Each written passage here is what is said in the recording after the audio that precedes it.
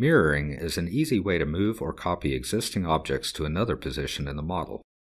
In this video, we will first go through how you can move model objects by mirroring them.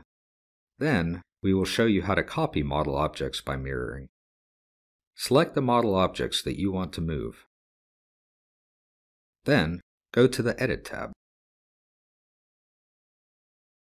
Click Move Special and select Mirror. Click 2 points in the model to define the mirror line. The selected objects are moved on the other side of this line.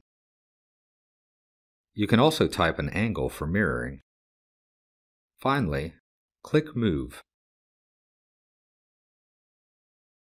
As you can see, the objects are now moved to the other side of the mirror line.